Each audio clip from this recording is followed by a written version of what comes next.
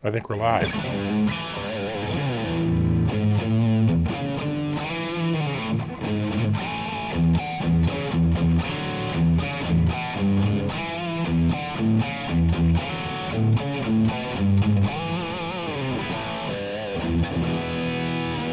Guitar stays a pretty good tune.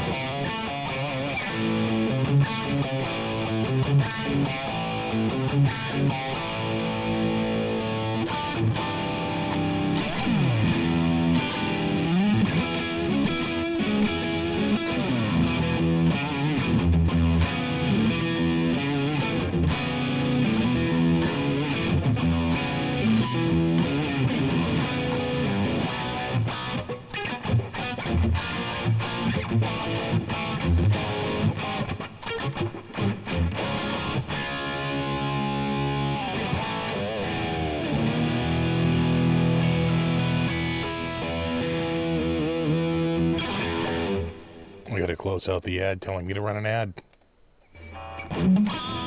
Boy, they're never giving up.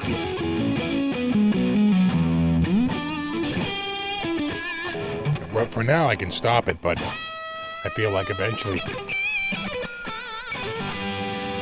they're gonna take that away from me.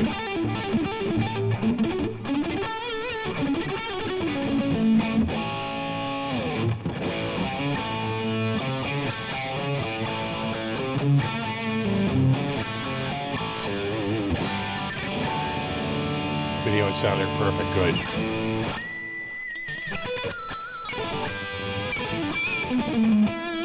I really do like this guitar.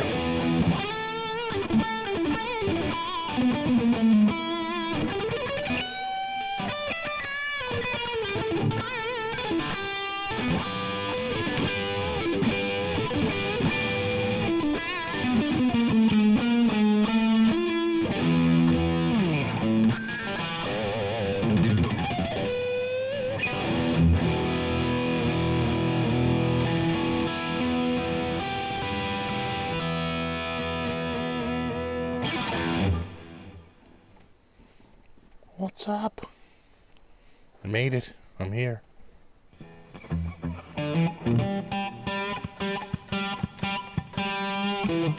It is Saturday already. Who do we got? Strat CPO. We got John, Eddie Motzi, Larry, Flatjack Guitar, Jimmy P, James Murphy, Herb of Fire Live Studios,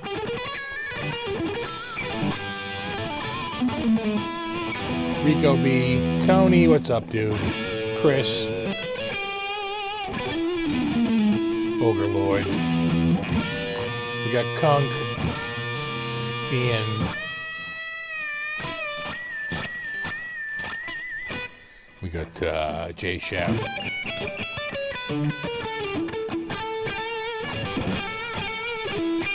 What's up, speaker?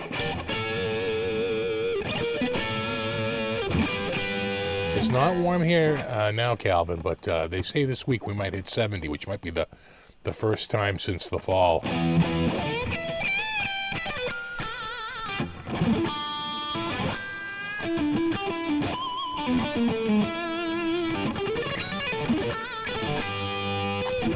Thank you, Frank. Frank C says it sounds great. A new guitar week from Mark. Only debated for a year. That is the normal debate time. But it's finally there, huh?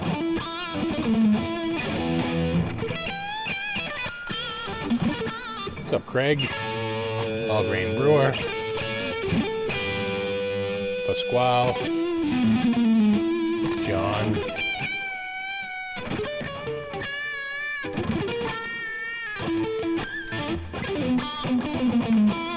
And Rick.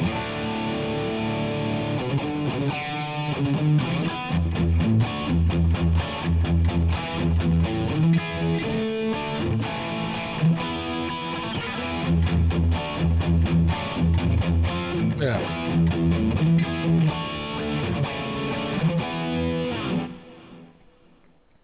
AC came on. Wow, we're not there yet.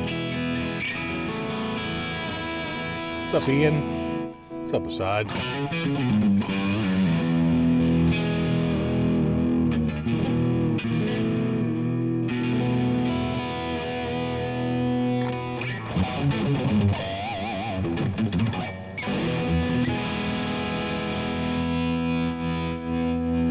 the summer.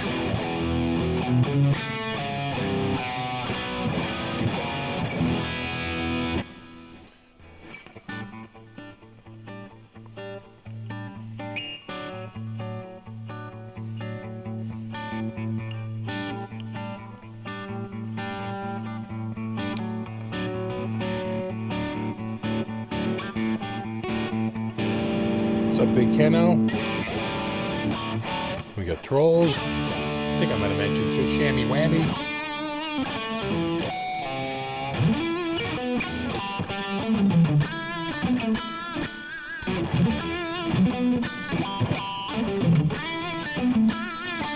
You got your black t-shirt on? So do I.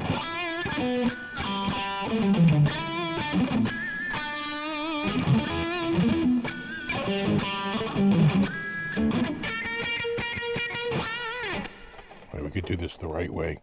Where is it?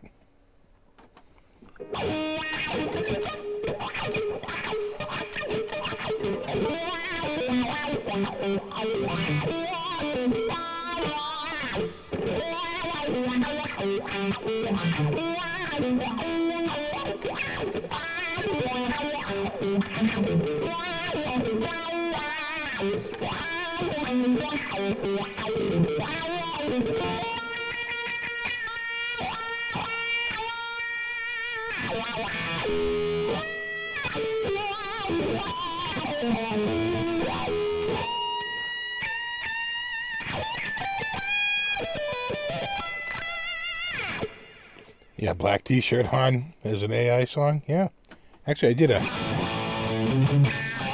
an AI song this week. I'll lay it on you later. It is extremely specific. I had a friend over. We grew up in the same area, and a lot of the same experiences. So I whipped up a little song about it. It took a few iterations though, because they and you see this, they don't get the pronunciation right, and so you have to do it a little bit more phonetically, and then they get it right. So it just took a little bit because they weren't pronouncing some of the names exactly right. Exactly. If Jimmy was alive, he'd be playing an Ibanez for sure, or a Strandberg headless. We'll never know. We can only speculate.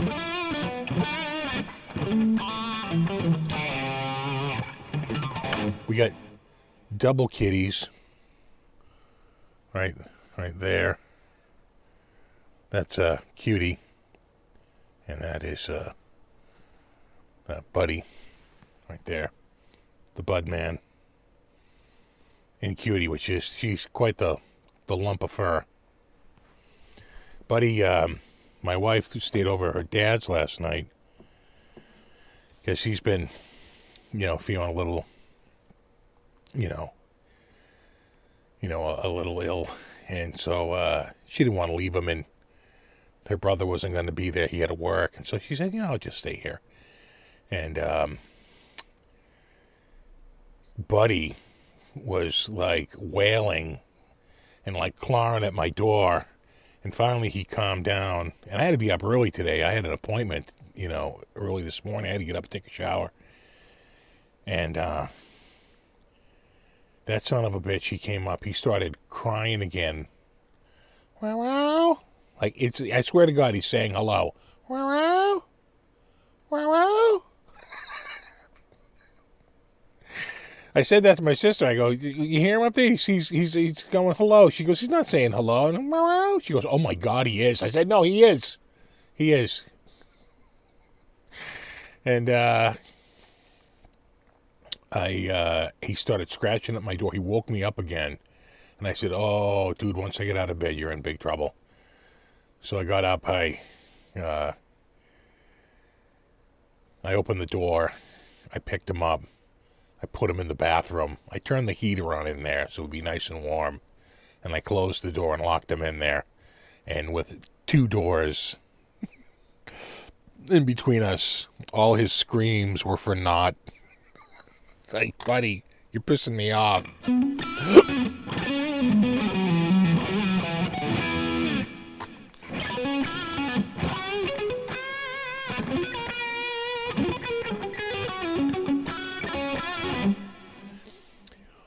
Supreme Court said fully AI art can't be copyrighted. I've been saying that since the beginning, though.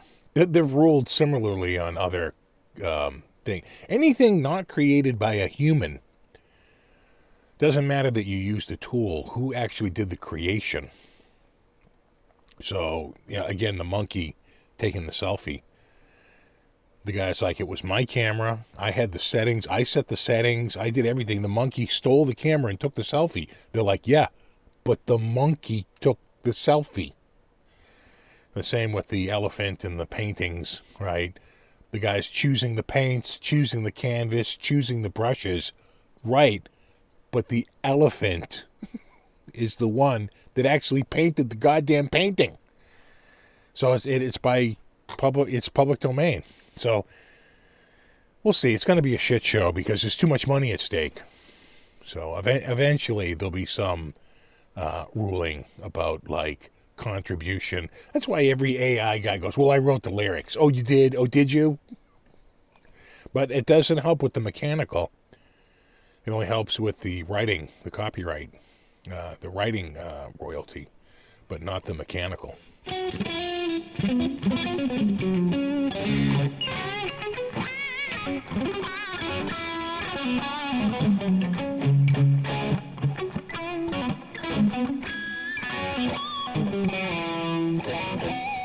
Sino excels at techno, industrial, and psytrance tracks. Yeah, you know what excels at actually a lot of stuff.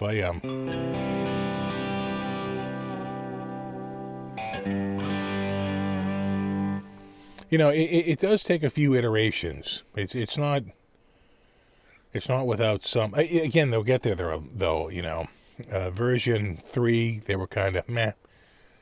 Version 4 started getting really good. Version 4.5, people were like, oh my god, this is like unbelievable. Now they're up to version 5. They'll get to version 5.5, version 6. They're cranking out the updates, and it'll get there where you won't have to go through as many trial and error sessions where you're like, it's close, but it's not exactly what I want. Sometimes it does spit out exactly what you want.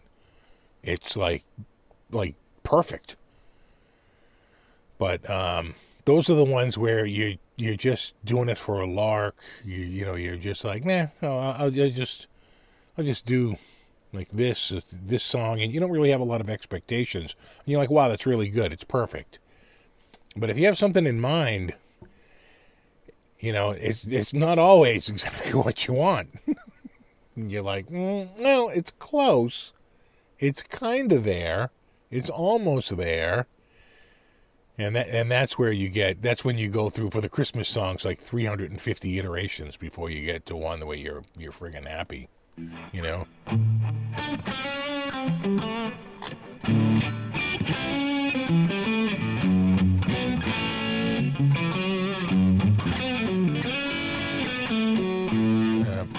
What is it?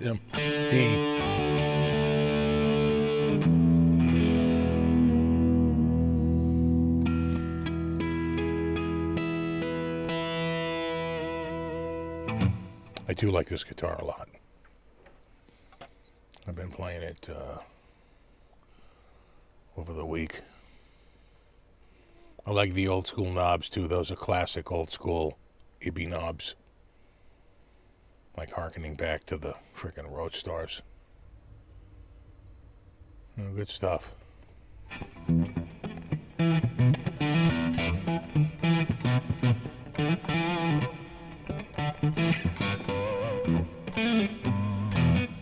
If you had your own LLC, how could they know if you had AI help? Well, certainly people claim that they wrote the lyrics just so that they can dip their hands into the copyright.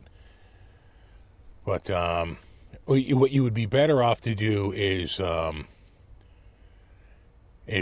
it do the song and then do a few tracks over it. It's the people who aren't musicians that are going to suffer the most. Because first of all, they're not going to know when the song really kind of sucks, because they have really no musical ear or sense, and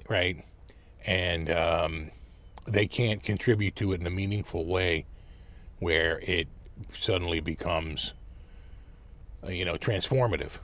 and gives them some sort of copyright. Or even worse, they try to. I hear a lot of terrible singing on the Suno like live page where people post all their stuff to like the Suno Square. There's a lot of people that they don't realize just how shitty they are. I'm like, oh, that's pretty bad. That's pretty friggin' bad.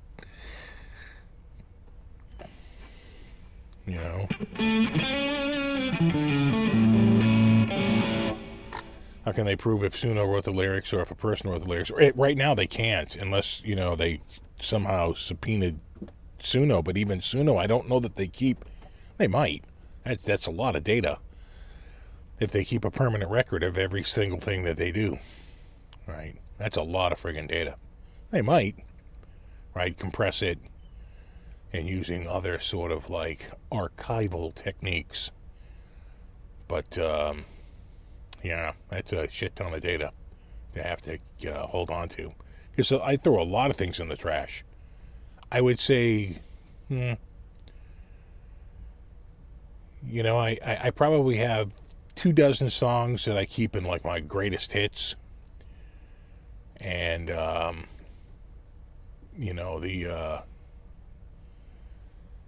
a few ones I keep around, but, most of them end up in the trash because there's just something about it that annoys me and I don't like it. And I'm like, no.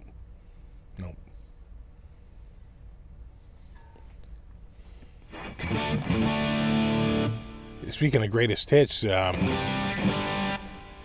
we can roll that into greatest hits. Did you see the AI titty chick? Boy, they know their market.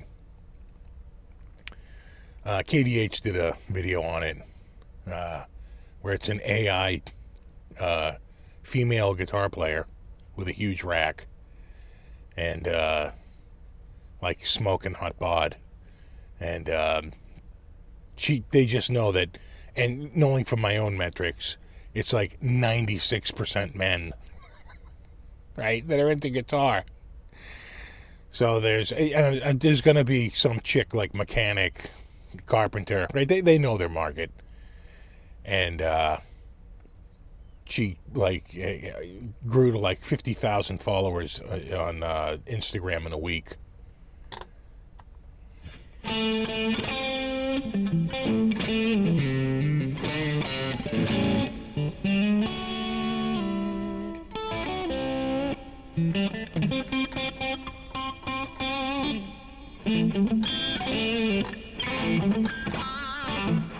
Side ads going crazy. I have them turned off. I think I do.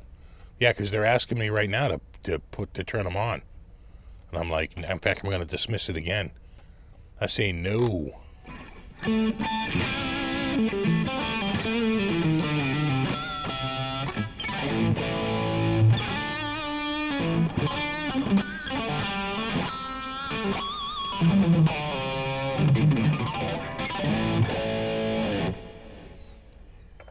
at Drum Beach, the master song I played, and everything else on. I want a killer AI vocal. The AI vocals are really good. I would say with version 5, they became like super, super good. But still not perfect. Not that the vocalist isn't good. They glitch. In fact, the song I'm going to play tonight that I did this week with AI, it glitches in like the first like couple of words. First sentence, first like line, maybe the second line. You hear a little blurb. It's like, what the?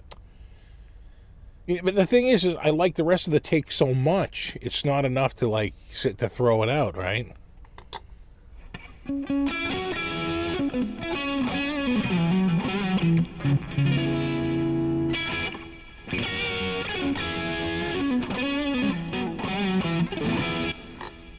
Yeah, tone tatas. Oh no.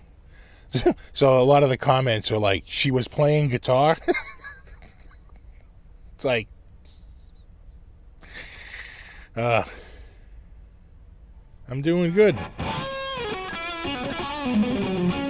Exactly, mammalia protuberances is seen through a white cotton male sort of, right?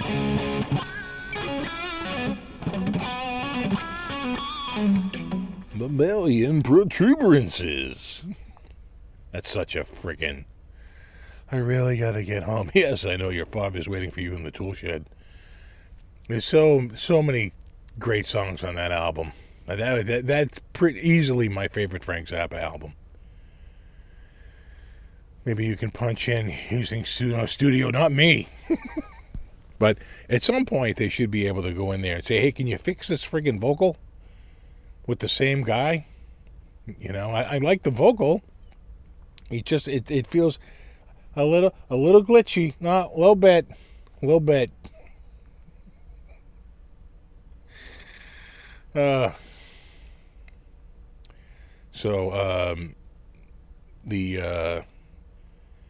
The reason I was up early today, and I'm in a pretty good mood, is and every aquarium owner knows the feeling. We sold the fish tank. We finally sold the aquarium. And we got, and I'm not even kidding right now, I think, I guess that would be 5% of what we paid for it. It only took a 95%, a 90%, 95% discount, 95% discount.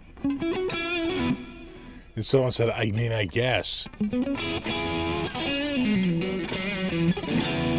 He showed up in this little car. And I was like, are you really thinking you're going to get that in this car? He's like, oh, it's a hatchback. I'll get it in there. I'm like, you're dreaming. I said, you're going to have to make a couple trips. And he did. He had to make 2 trips. He took one with the tank. And that tank was so half-inch glass. You know, a lot of times they use 3/8 glass, but that was half-inch glass. And, man, they almost lost it going down the friggin' staircase. It was so friggin' heavy. And, but they got it out there. They got it in there. And he wants to convert it to fresh water. I said, okay, but that's a lot of vinegar to try to break that salt up. And how many gallons? I think that was 120 gallons. And 160, 120. It was 120. But it had the canopy, and it had the full base. I was like, take everything. I even gave him the RO. I said, take it all. Just get it out of here. Like when they try to return the friggin' trampoline. And the guy, it was a crusty on the porch with the shotgun. Keep going.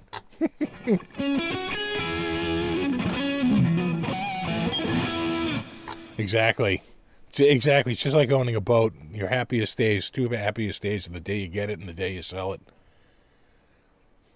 You know, I wasn't happy when we got that tank. I thought the tank we had before was it was fine. It was actually, I liked the tank a lot better. And it was really ridiculous. That tank was so friggin' big. The tank we had was fine. There was nothing wrong with that tank. But they had it all in their head, and, it was thousands of dollars, and, it cost more money to keep it going every month. And they found out really quickly that a big giant tank like that has very, very few buyers out there. And, but luckily, not only did the guy take it, I mean, I was ready to smash it up with a sledgehammer, throw the glass out in the trash and and burn the friggin' canopy and the stand out in the fireplace in the backyard. It's like, what's it going to take to get this thing out of here? But he took it. Everything. He paid less than what we paid, I think, for that pump. It did not include the fish. We had the people who maintain the tank take all the fish. And actually, quite frankly, take the live rock in the sand, too. Because I didn't want to get stuck with that if we were going to dump it. So, got rid of all of it. It's like didn't need it. Yeah, we actually got We actually got money for it.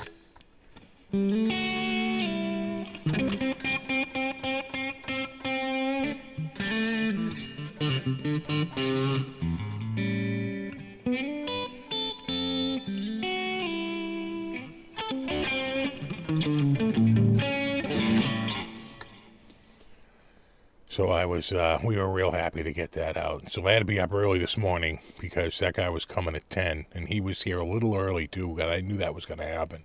Because he said, well, I'm coming, it should be about an hour, but it might be quicker if there's no traffic. So I was up at 8 because I knew he was coming at 10. I wanted to take a shower and prep the area, get everything ready, so it was easy for them to take it out. And they took the tank and like a few other things like the pump and a couple of other things, and then he came back and took the what is that, like the dry reservoir? There's a, what do they call that? There's like an extra, it's like this like extra filter area. Took that too, and the canopy and the base, and finally got that out of there. My wife was like, oh my God. Like, I know. Crazy. And you know what? Here's the thing. When we had the old tank, there's a fish in there, spotted puffer, that I friggin' loved, Puffy. And that fish was the best. He puttered around like a goddamn helicopter. He was just the best. I love that friggin' fish. And he died when we got the new tank and the transfer.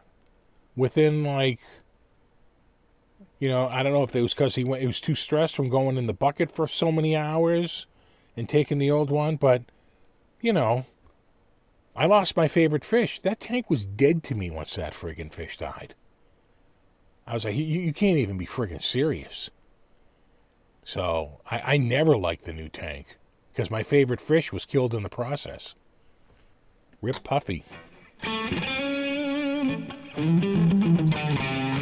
And of course, we never found Clammy. Some say Clammy was in Puffy's belly.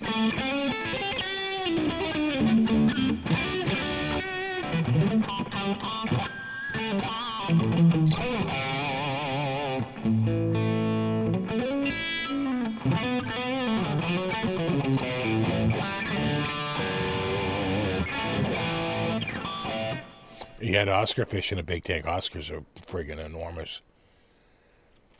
Yeah, we had Oscars. That's a freshwater fish. That's what he said he's going to make it into, a freshwater tank. Yeah, I know. I need a tribute song for Puffy.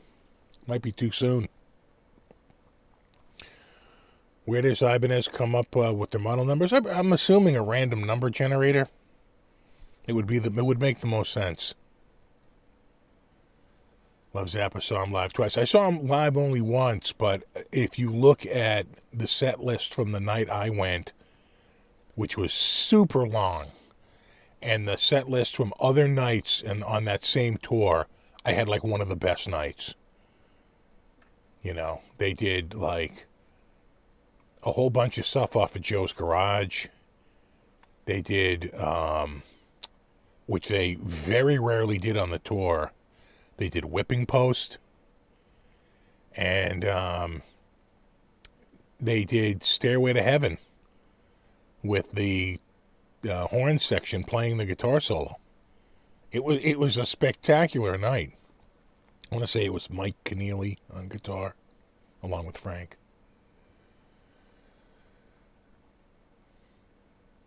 Yeah, Fish Tank Blues. I know we do. We need that song. I know, Clammy, Puffy, so many losses.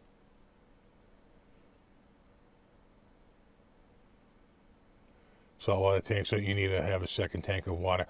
Oh, yeah. Well, we had a barrel of water down in the basement that had to go. We had to heat it, and you have a pump in there to swirl the water around because it has to build bacteria over like a month. before they show up. And then they have to check before they put the salt in.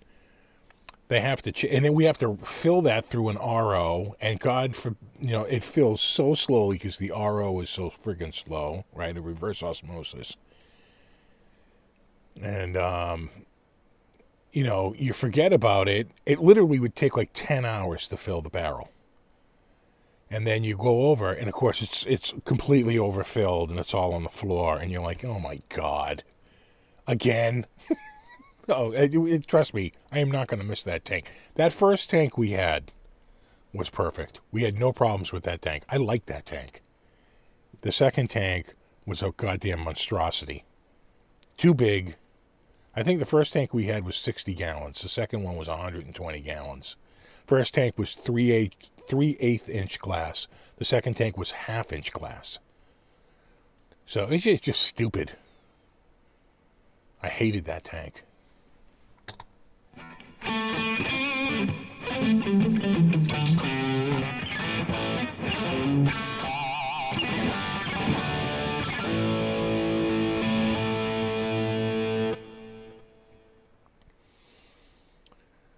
The funny thing is, if you look at Zappa, if you look at the night he played 2 nights at the Orpheum Theater in Boston. I go the Friday night and the Saturday night.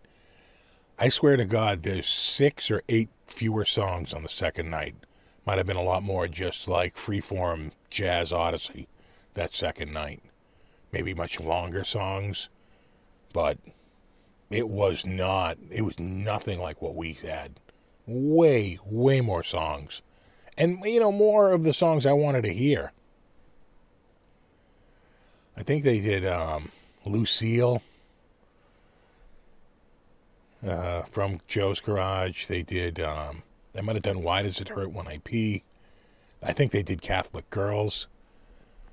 But I'd have to go back and check the set list.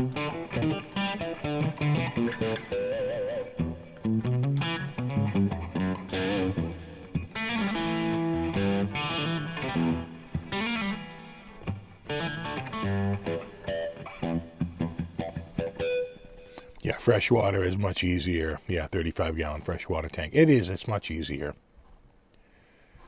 You have to have a specific gravity, right, which is a salinity content.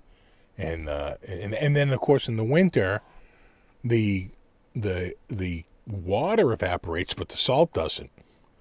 So, the guy would have to come and check the, salinity and then be able to add just the right amount of water to make the salinity within a certain range. Oh, it was a big pain in the ass. Not only was the tank stupid expensive, it was like $150 to $200 a month to maintain it. Just insane. The first tank was nothing like that. You pretty much, the cost to, to maintain is $1 a gallon.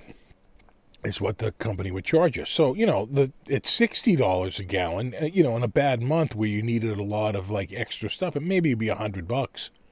It was between like, $75 and $100. The new tank, it was like $150 to $200 because, you're starting out with a 120-gallon tank and it's like, oh, well, you need this filter, you need that replaced, you need them. We had to sell you some salt and, it's like, oh, please.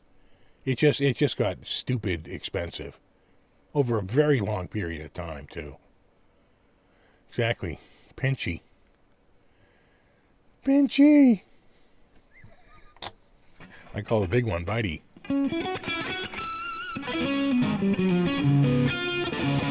Ever think about doing a patch of the week or pedal of the week? I have, but yeah, I feel like I'd run out. At least I get a steady supply of guitars. It makes it easier. Shot the Monday's video today. It was a cool guitar, a very new model. So kind of like how this is, relatively new. So it was good. I felt I kind of like the guitar a lot.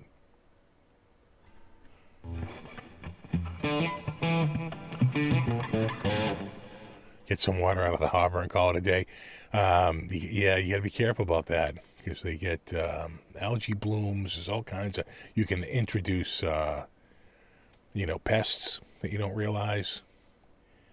You can get a little nutty. Now, we used to go down and go to the harbor and get harbor water for. We had a hermit crab for many years until he passed away. But, man, that hermit crab, the friggin' time spent caring for that stupid thing, which was a birthday present to my son, and my wife took care of it, I want to say, for 7 years, 8 years.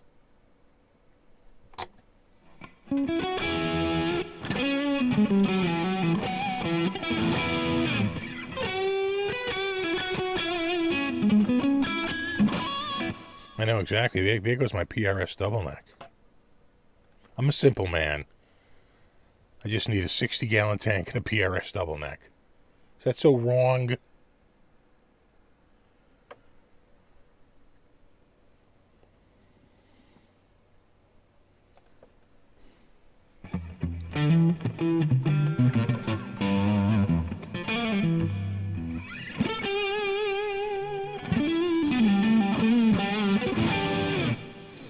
I don't think we had a ghost shrimp. We had, is it a pistol shrimp?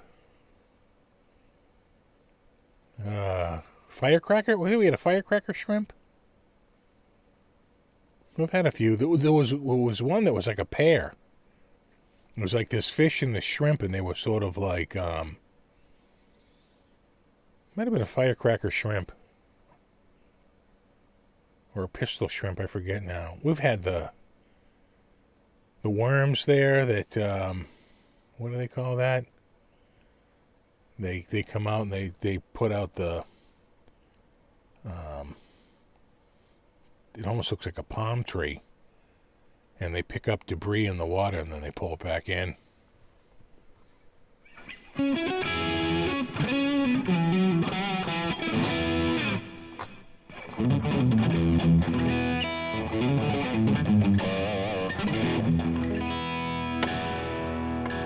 Yeah, I like shrimp. I like, toasted coconut shrimp.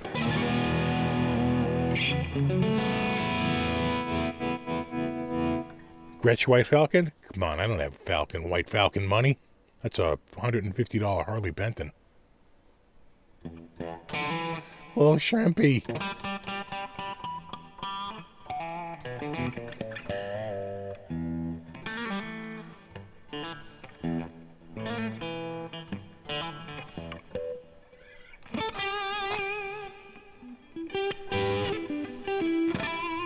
Oh yeah, you finally got Sweetwater to sell you something down in New Zealand? Your secret is safe here and no one will ever know. Yeah, right. Toasted coconut shrimp. That sounds good. Yeah, it's like it wasn't an anemone. It was a, God, I forget the name of it. But, feather duster. Feather duster. Because it looked like a feather duster, right? It would come out at the end like a feather duster. They would get a bunch of stuff and right back in again.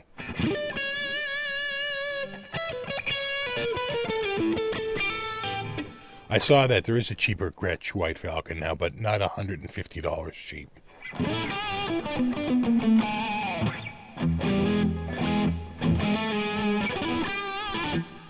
Now this guitar I think is Indonesia? Right? Huh? Yeah, Indonesia.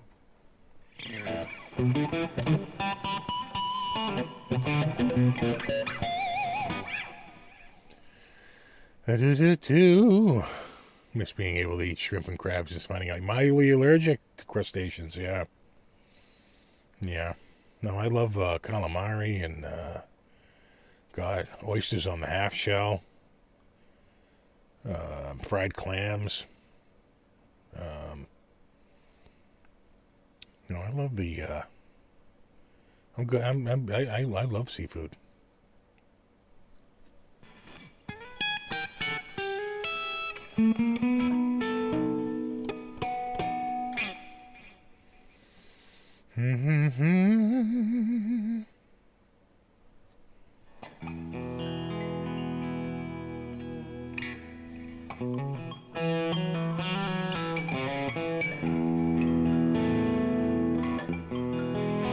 Exactly, it's the white seagull. Are you kidding me? It's the white pigeon.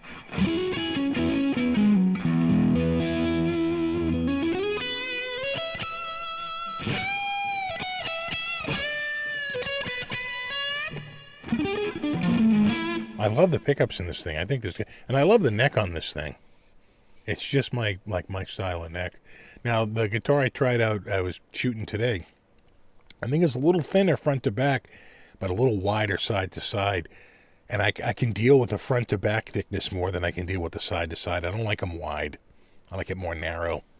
This is a 42. The new one I shot today was like 42.85. You wouldn't think that makes a difference, but you feel it.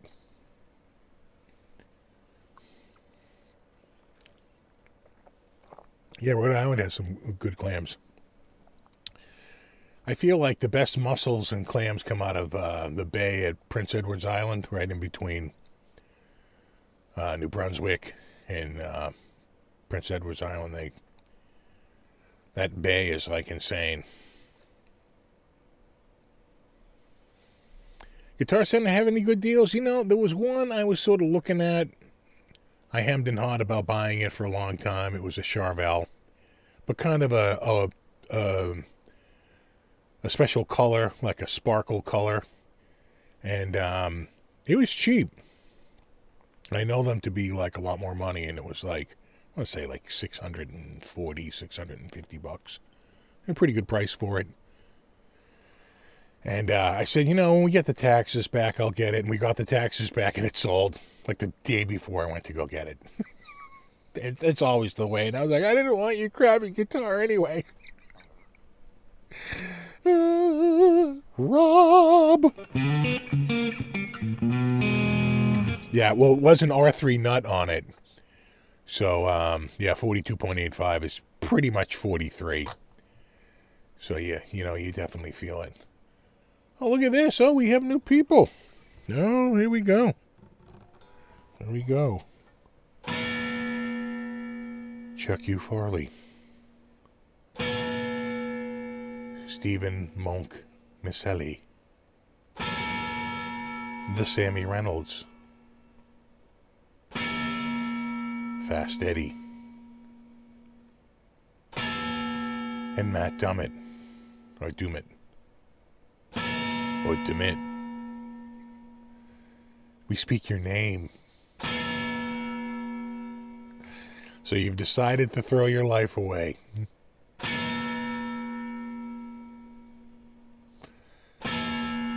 Do we have the, I don't know if it's readily available, but if it is, we can try it.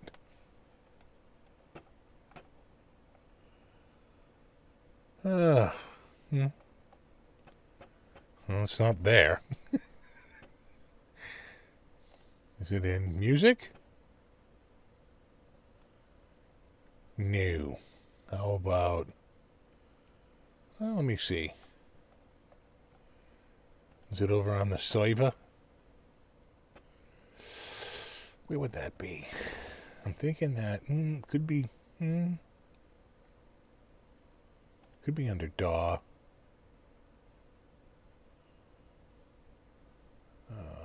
Geez, where did I put this? Could be under MSI. Suno.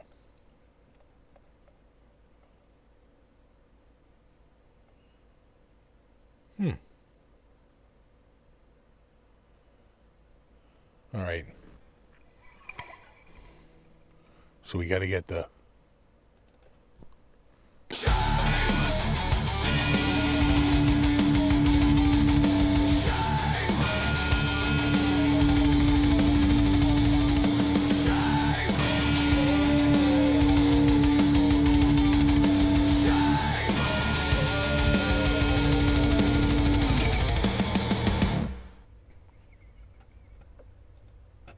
There's a reason why I had that made.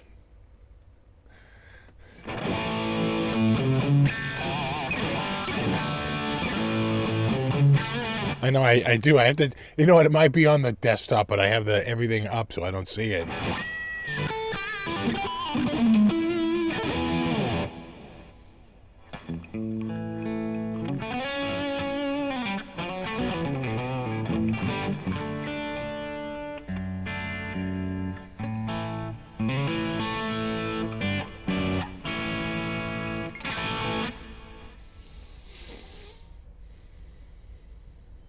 Yeah.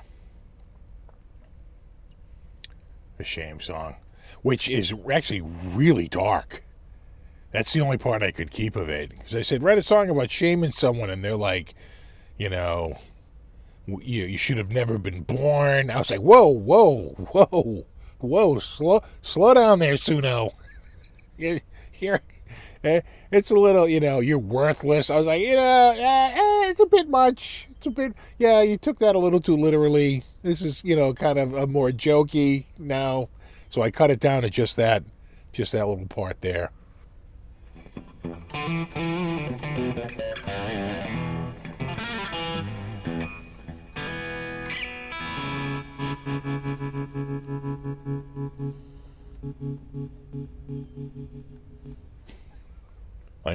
It's my own personal volume pedal.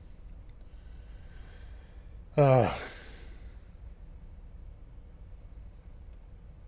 it is it's a nice ringtone. I mean,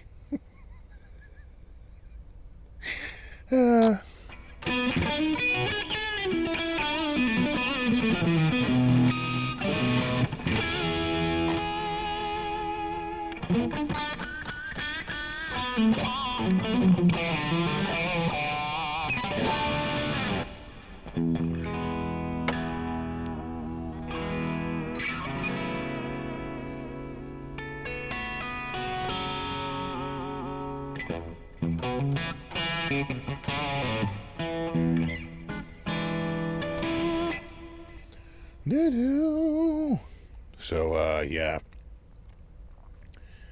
Fish tank is gone. See ya. Pretty happy about that. What else happened this week? Not today, but we had a tiny bit of mild weather, but really, like, next week, we're going to hit, like, I think 70 for the first time since the fall, so looking forward to it. It's been a long, cold winter. Thank God we got that friggin' furnace replaced. Part of me was like, the winters are so mild, I could probably just get through this winter. It's like, like the coldest friggin' winter. Of the last 10 winters, 9 were above average and 1 was below. Of course, this is the one that was below. Now, if 5 were above and 5 were below, it's like whatever. But 9 were above. So you're playing their percentages.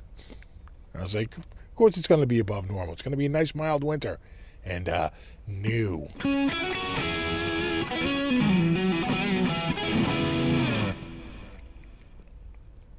So I had my friend over the other day, who I wrote this. I'll get that Suno song up. I wrote this song because we grew up in the same neighborhood. So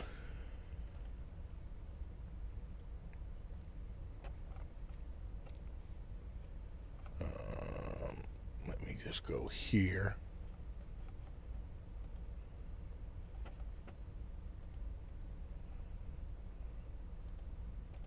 All right, yeah, that's turned off.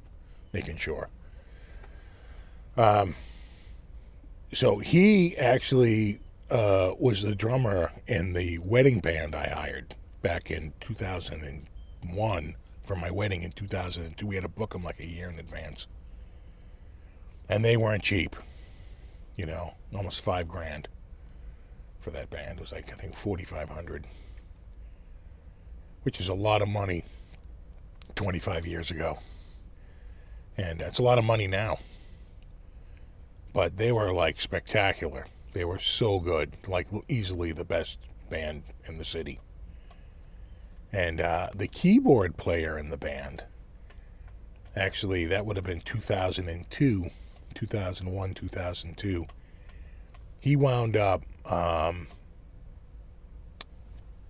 up, cutie? He wound up going out to L.A. and really kind of hitting it big. He became like the musical director for Gaga on like her tour. He wound up being a producer on a Kanye record, and he won a Grammy. He's actually won 5 Grammys. He was the producer for Fun, that song We Are Young, and that whole album, and I think he won a Grammy for that. And he's worked with Drake and Katy Perry and like a whole bunch of ones. But I would say what's probably paying the bills is he has a writing credit on Uptown Funk. A pretty big hit.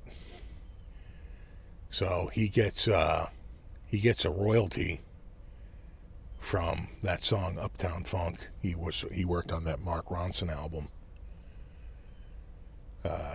and was a co-writer on that song. So that'll pay the bills. Pretty awesome. I mentioned it to my son. He was looking up. He's like, "Oh my God!" He's like worked with it. He knew like a lot more of the acts than I did.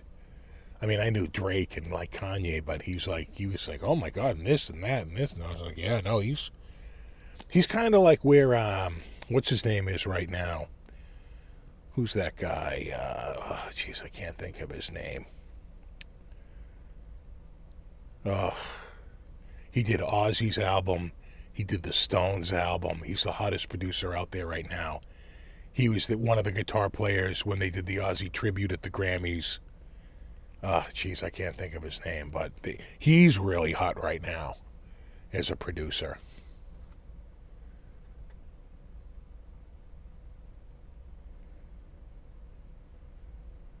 You know. Sounds like you're saying you won't be able to afford him for my wedding. Yeah. Yeah, no, I think his wedding band days are over. Not Nuno, the other guy. Not Nuno. No, the guitar player, not the singer, not Youngblood. Oh, what's his name? He's like the hottest freaking producer out there.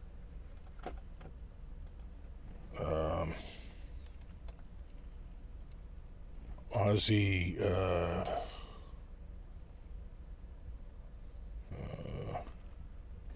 discography.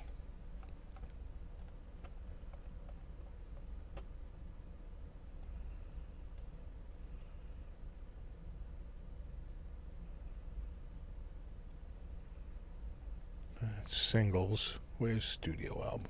Patient number 9. Andrew Watt. Andrew Watt's freaking huge. He's just been friggin' everybody. Let's see if they have a list here. Contributions and collaborations. Cody Simpson, Justin Bieber, DJ Snake, Post Malone, Haley Seinfeld, Avicii, Selena Gomez, 5 Seconds of Summer, Cardi B, Post Malone, Benny Blanco, Juice WRLD and Future, Juice WRLD, Lana Del Rey, The Chainsmokers, 5 Seconds of Summer, Shawn Menendez, Camila Cabello, Post Malone, Charlie Puth, Blink-182, Charlie XCX, Ozzy Osbourne, 5 Seconds of Summer, Miley Cyrus, Dua Lipa, Sam Smith, Bieber again, Charlotte Lawrence, Post Malone again, Maroon 5, One Public, Elton John and Stevie Wonder, Elton John and Brandi Carlile, Elton John and Stevie Nicks, Elton John and Eddie Vedder, Elton John and Young Thug and Nicki Minaj, Young Thug, Ed Sheeran, Eddie Vedder, Adam Levine, again with the Post Malone, again with the Ozzy Osbourne, again with Elton John, Iggy Pop, Maroon 5, Halsey, Eli Goulding, The Kid Laroi, Post Malone again, The Rolling Stones. He pretty much produced every song except for one on Hackney Diamonds. Pearl Jam, Calvin Harris, Peso Pluma, Eddie Vedder, Elton John, Lady Gaga, Elton John, Cat's Eye, Brandy Carlisle, Ed Sheeran, Brandy Carlisle, Selena Gomez, amongst others. I'm just saying. Andrew Watt.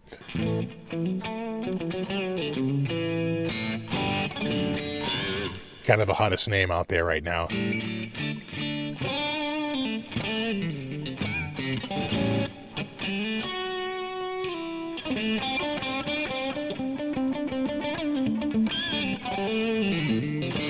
Yeah, never heard of Andrew Watt? No, he's the hottest thing right now. Who was that guy? Let me see if I can look up. I'll get the guy who played on our...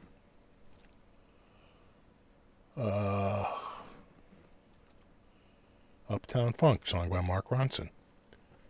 Let's see if I can get the writing credits here. Gotta go to the old wiki. Jeff Basker. Again, like you don't know Andrew Watt, you wouldn't know this guy. But he's got the career. So Gopel, The Game, Gopel, Kanye West, Brandy, Kanye West, Jay-Z, Kid Cudi, Leona Lewis, Alicia Keys, Adam Lambert, Alicia Keys, Robin Thicke. In fact, a big famous song. Mary J. Blige, Drake, Kanye West again, Bruno Mars, Kanye West, Kid Cudi, Kanye West, Snoop Dogg, Natalia Kills, Beyonce, Jay-Z and Kanye West, Fun. He did like a whole bunch of stuff with Fun, including their big We Are Young tune. Lana Del Rey, Alicia Keys, Pink, Bruno Mars, The Rolling Stones, Taylor Swift, Alicia Keys, Bruno Mars, Dido, One Republic, Eminem, Ed Sheeran. This is the guy who played at my wedding. Mark Ronson, Cam, Rihanna, Keith Urban, Lady Gaga, Bruno Mars, Harry Styles. He was on that last big Harry Styles album. What's that? And he's got like co-writing credits. Katy Perry, Miguel, Likey Lee. I don't even know half these people. Kids See Ghosts, Madonna, Francis and the Lights, Dua Lipa, Harry Styles again, Kesha, Kanye West, Taylor Swift, and FKA Twigs. Again, half these bands I don't even know. He's been nominated 1, 2, 3, 4, 5, 6, 7, 8, 9, 10, 11, 12, 13, 14, 15, 16 times for a Grammy, and he's won 5. It's a pretty good career. I'm just saying. Better than playing at my friggin' wedding.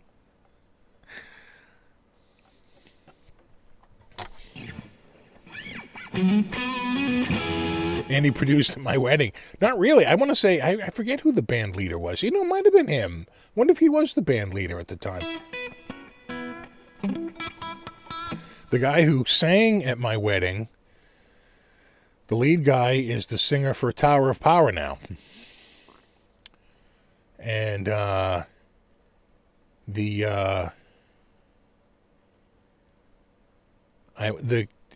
time, the most famous person in the band was the female singer, because they had 2 singers. They had a male and a female singer to cover both things, because she had done the Subaru commercial, which was a very, high rotation commercial out there. And she was singing the jingle for a Subaru. At the time, was the most famous person, but I'd say that he's eclipsed everyone else in the band as a producer.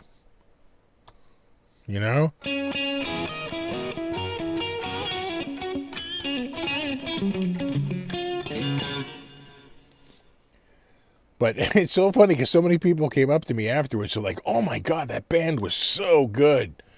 How much are they? I said, I have no idea. We booked them a while back, so I have no idea what they're going. Yeah, but like roughly, everyone want to know how much we paid for the band. I'm like, well, I'd get ready to spend about 5 G's. They're like, really? I'm like, yeah. Yeah. They're not cheap. No, Watt wasn't part of it. This other guy was, Jeff Basker. No, Andrew Watt plays guitar. This guy was the keyboard player. It was this guy, Jeff Basker.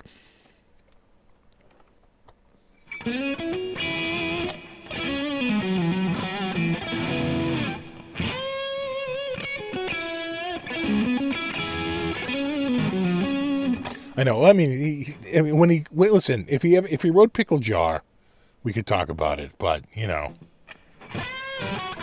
where's my friggin' Grammy?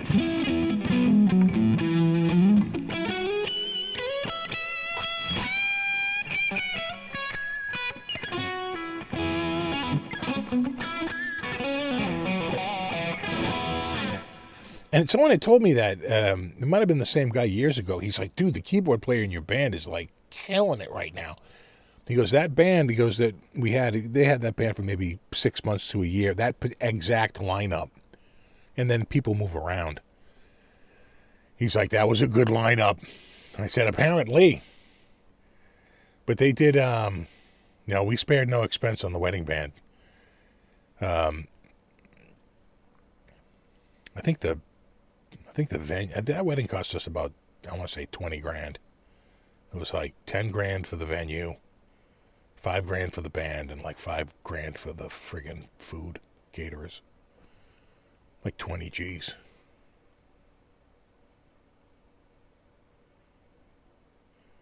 But I have some video of them doing Lady Marmalade, Get your kissy, yeah, yeah, yeah, yeah, which had come out a year earlier with like the 3, like Pink, right? There was like the 3 girls who were kind of coming, and they were doing the cover of Lady Marmalade, and Pink was one of them.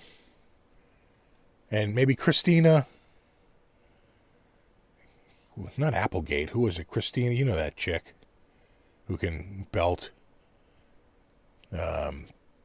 Those 3, that was like a huge song at the time. And, they sounded freaking good. I think you spent $2,000, but a friend of mine didn't spend any money. They had it in his like parents' backyard. They catered all their own food. He's like, yeah, we were looking to make money off our wedding, not spend it. I'm like, I know. Oh, I know. Aguilera, thank you. Aguilera, right. Yeah, Pink, Christina Aguilera, and then one other girl who I can never remember her name. But those were that was like the big song at the time, yeah. Oh, what else? So that guy who was over, we both grew up in Reedville, which is a small little part of, we don't have a separate area code though. So the little areas within Boston, they're really broken down by area code, right? Not area code, zip code. We don't have a separate zip code. So we were really in Hyde Park, right? That was the zip code. West Roxbury has a zip code. Roslindale has a zip code. Jamaica Plain has a zip code. Mattapan has a zip code. And we were in Hyde Park, but really we were in Reedville. And although Reedville has its own post office, the Reedville post office, we never got a separate, it's too small. We never got a separate zip code. So technically we were really just Hyde Park, and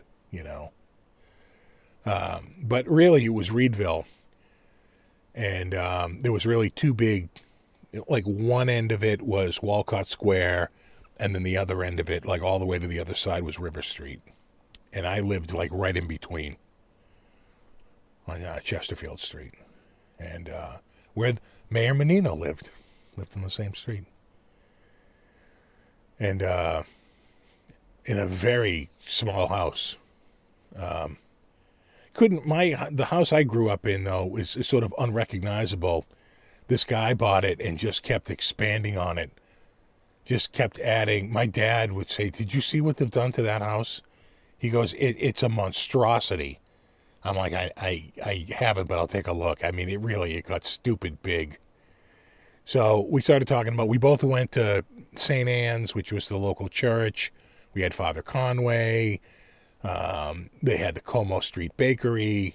There was like Maracio's Market, Johnny at Maracio's Market, Brick Oven Pizza, Green Garden Subs, like all these things. That was all our little like neighborhood, right? So I had it whip up. So I fed all that into the Suno prompt. I said, make sure you talk about Father Conway and St. Anne's Church and the Como Road Bakery and, you know, Johnny at Maracio's Market, buying candy bars at Maracio's, you know. And we had a thing in the summer. It was a mobile, like, rock concert / like theater called Summer Thing. And they would park on St. Anne's Field, which is now called like Iacono Field, but at the time was called St. Anne's Field. And, you know, every night they'd put on a show. Summer Thing lasted like a week. And they'd roll up with this mobile stage and they'd set up generators or they'd plug into something somewhere. They'd get power to it. And I remember watching bands, this one band in particular, which was a local band that like lived in my neighborhood doing like Foxy Lady. I totally remember them stopping and going, "Ooh, Foxy Lady." And I was like, man. And, oh really? Sports to Specialties in Hyde Park. That was on Hyde Park Ave, right? Across from, like, Chrisway Tire. Right? Wasn't that Sports to Specialties? I think. Right? But, see, that's really more Hyde Park. I think more like Walcott Square, the Reedville train station, and the area from, say, you know, Westinghouse over to River Street up to like West Milton Street, right? West Milton to River to whatever that street is there. What is that? Enneking Parkway? Or Tootle Park? No, it's not. Some Parkway Road. And, yeah, God. We used to. 7A Street, oh yeah? So anyway, I had it whip up a song. Now, I had to change a few things phonetically to get it to pronounce everything right, but it finally got it right. There is a little glitch at the start, though, that pisses me off, but what can you do? Anyway, this is I Grew Up in Reedville. What a title. I grew up in Reedville, from Walcott Square to River Street. St. Anne's church bells ringing, brand new school shoes on my feet. Father Conway smiling, shaking every neighbor's hand. I was just a kid in that front pew, trying hard to understand. I grew up in Reedville, that's my little corner of the world. Every brick and every storefront raised that wide-eyed boy and turned him. I grew up in Reedville, every step is still a part of me. I walk those blocks inside my heart and hear that town sing back to me. Oh yeah. Hot rolls on Como Road, that bakery was cooking with gas. Paper bag burning my fingers, I ate them walking home from mass. True story. Candy bar from Johnny at Maracio's Market on River Street. Paid in change and chatter, you always get a warm and greet. I grew up in Reedville, that's my little corner of the world. Every brick and every storefront raised that wide-eyed boy and turned him. I grew up in Reedville, every step still a part of me. I walked those blocks inside my heart when I was young and still carefree. Bridge. Train station, hearing whistles of the train. Wondered if I'd ever leave you or just circle back again. Slice that brick oven pizza, cheese stretching halfway down the block. Italian sub from Green Gardens, oil on my fingers as we talked.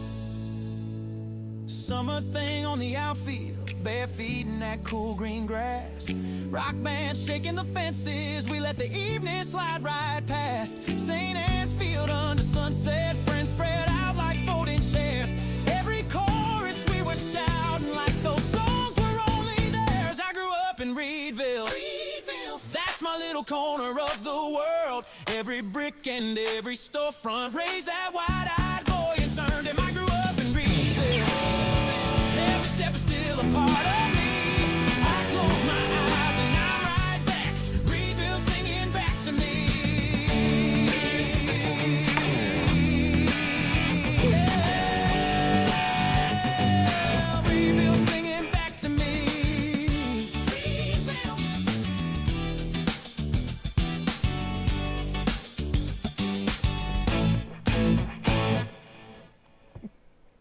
Pretty good. Pretty good. I mean, it nails it all. And no, I'm not still in Reedville. Yeah, I thought it was pretty good. Again, I had to feed everything in. I had to mention St. Anne's and Father Conway, and I had to mention Johnny at Maraschios Market. And the original lyrics were like, you know, he'd throw in some free candy. No, Johnny wasn't throwing in any free candy. No. You know, but then I remembered Brick Oven Pizza. I said, oh, you got to mention Brick Oven. Because my sister and I, we used to go there, and you could get 2 slices of pizza and a drink. We would split the drink, and you got 2 slices and a drink for $2. Right? It's like the $2 lunch. And it was like a fountain drink. And so I had to mention Brick Oven Pizza. And then they stayed on River Street. They just moved to another section. And they were there for years, but I think they're all gone. Green Gardens was there for years. Those subs were like packed. They were like super enormous. And, but you could tell it was in like a garage, right? They had like the bay doors down and they put like, you know, I'm going to say like refrigeration in front of it. So that, you know, you could go in and you could get like cold apples and, you know, they'd put anything that needed refrigeration. They'd, you know, all kinds of foods and lettuce and, you know, it was basically a deli / like little store. And that's back to a garage again. You know? And yeah, no, Johnny was all about the Benjamins. He, no, Four Corners. Four Corners was, pretty much where, when Milton Street turns into West Milton and River Street, I think starts right there. I don't think it's River Street on the other side because it turns into Dedham. It's like right on the edge. And that dude, there was a gas station on the corner, and the next to it was the lumber. And that dude, I remember in 86, he, maybe 85, he had a Testarossa with the big giant, like the side mirror was like really stuck out on the, I think only on the driver's side. It was asymmetrical, right? On the driver's side, it had this big wide mirror that stuck out. He had a Ferrari Testarossa. And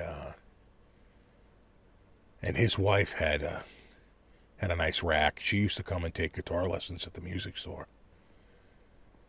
And, God, that whole thing. So pretty much West Milton to River Street, and then whatever that parkway was that ended at Westinghouse. Now, my dad worked at Westinghouse. He was a welder. And,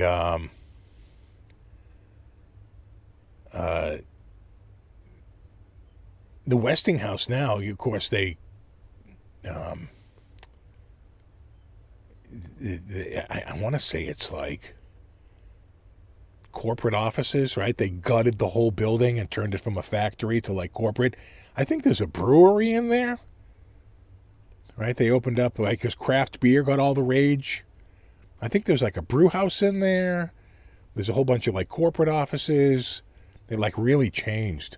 And they're tearing up in between that parkway and Hyde Park Ave. There used to be this place that used to make doors. And you could see all the leftover parts from the doors because they'd have to cut the part of the door out when they would put the window in, right? And they were like foam-filled, like aluminum doors, like a metal door. And if you look at it now, they're going to tear that down. They're going to put up housing. They need housing real bad. So that's all going to be apartments. And it's right next to the train station. So it sort of makes sense. And then, yeah, that whole friggin' area. And there used to be on Reedville Street, there used to be a little place, I want to say it was called Reedville Street Market. It was like a little old lady behind the counter. It was a very Italian neighborhood. They had the bocce club, the Italian American club. They were always out there playing bocce. And the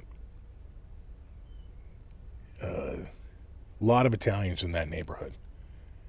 And I think that woman behind the counter at that market was Italian. She spoke English, but not great. So I'd go and I'd get a good and plenty, and she'd call it like plenty good. I said, sure. I remember going to Maracio's and going to that Reedville Street Market and buying candy for 10 cents a candy bar.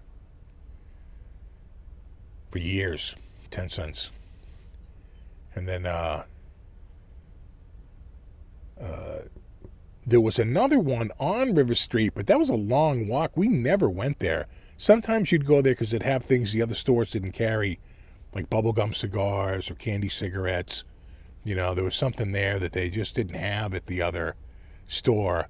So you might make the trek all the way up to that other store, which wasn't really that far. It's just a few blocks away, but it's like, what's the point? There were two stores. Mainly you'd go to the Reedville Street one because it was the closest one. I'd go down there all the time and get milk. Get my mother milk and a pack of cigarettes. Get a loaf of Wonder Bread, get a half gallon of milk, and get me a pack of Tarrington 100s. God, I can't tell you how many times I did that. And then Maracio's Market with Johnny behind the counter. That was a kind of a deli. It's a liquor store now. He's probably passed away. That was so long ago. He had gray hair when I was going in there. But the one thing I would go in there and get a lot, besides candy, was he knew his market. He sold kites. You could buy a kite for $2. And it was pretty nice, right? It was plastic arms and a big plastic sheet. You could go out and fly that kite. I'd go in there and buy a kite.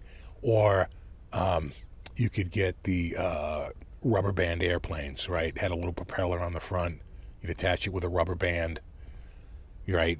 Wind up the rubber band and throw it around the yard or in the house. Those were either $1 for one without the rubber band, right? Just a straight up glider, or $2 if you wanted the rubber band with the propeller in the front. God, I used to go there all the time. You remember 5-cent candy bars? Well, that's what my dad's friend would say. Go 10 cents. Pfft, we used to pay 5 cents. It's like, well, you're old. He's like, I'm not that old. I'm like, you kind of are.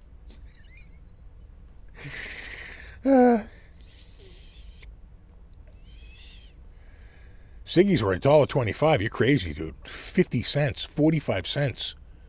The cheap stuff was 45 to 50 cents, 55 cents. The expensive cigarettes were like 60, 65 cents a pack. I know because I bought them all the time from my mom. Yeah, the balsa planes. Exactly, the balsa planes. You get those $1 for the simple ones, $2 for the more complicated ones.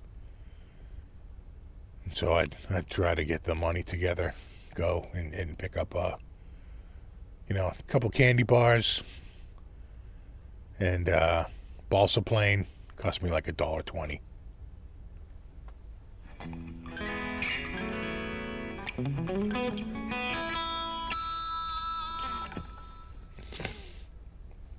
I remember when candy bars went to 15 cents and being in a supermarket and they had a special, 2 candy bars for 29 cents. You saved a whole penny. 82 candy bars, 29 cents. Oh yeah, caps for your cap guns. He probably had those there, and I think he had comic books too. But when I think of comic books, I think of when we would be down at the cottage in Plymouth. We had a cottage, and there was a store there, and I used to go there and like stare at all the magazines, and they'd be like, "You can't sit here and read the comic books. You got to buy it." They're like, "Okay." Comic books were like, I want to say 10 cents. Pretty cheap, or maybe 20 cents or 30 cents. It was not a lot of money for a comic book. Like, how much was a Richie Rich? Right, I'd get a Richie Rich, or I'd get some vampire one, or you know.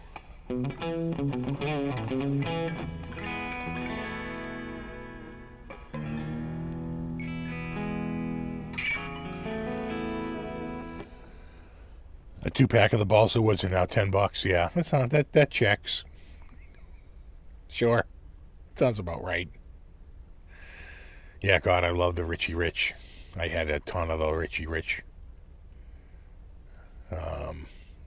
Probably had a few Casper the Friendly Ghost, Richie Rich. Trying to think of what else we had.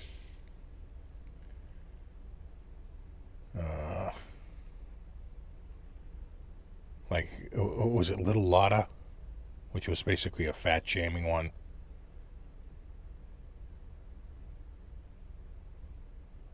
Like his big fat girl. I mean, you look back now, you're like, man. But I never got into like the Spider-Man or the Batman. They were all too adult for me. I wanted more kid stuff, like Casper the Friendly Ghost and, Richie Rich, things like that. Oh, Archie's. God, I was way into the Archie catalog, Archie comics. Archie and Jughead, like all day. I loved Mad Magazine too, but I didn't get into Mad Magazine until I was 9. I'm talking like younger than that. Because I was so into Jaws, and they had a spoof. My mother wouldn't let us see the movie, but they had a cover of with the Jaws, like a total parody of Jaws, and I wanted it so bad, and I wound up, and I would get them here and there, I'd get the Mad Magazine, but then we were at the flea market, and a guy had a whole box of Mad Magazines, and I think he might have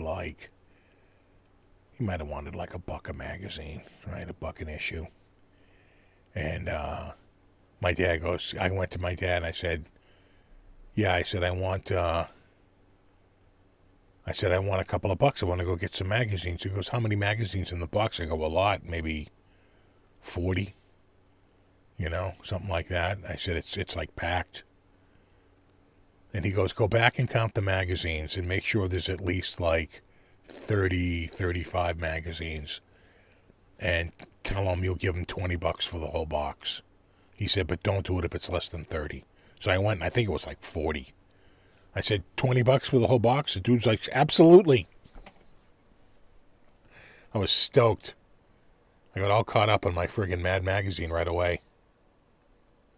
I remember Kiss the comic book. That was a little bit later. That was probably 77 when the Kiss comic came out. I had that. And then they did the follow-up one, which didn't sell nearly as well as the first one. Yeah, we spring ahead tonight. This is our move ahead, springtime clock move.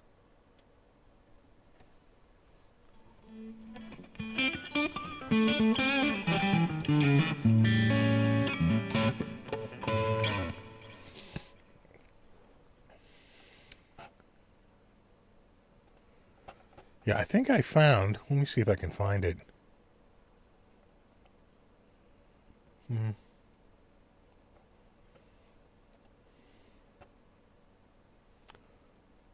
would that be? Nope.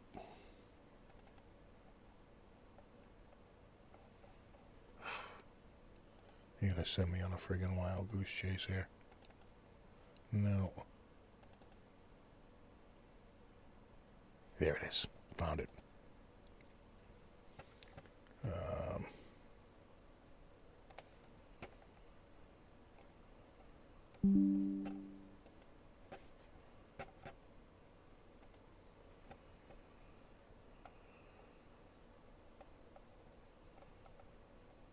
Yeah. So I found, this is the, remember I told you I had a thing from Guitar Trader? This is May 1982. Right?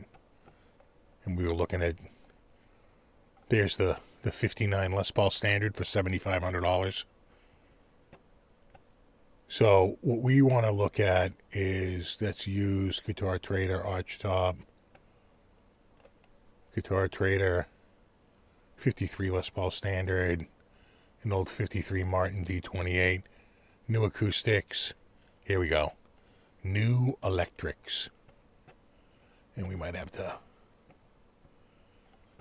did they make it harder? There we go.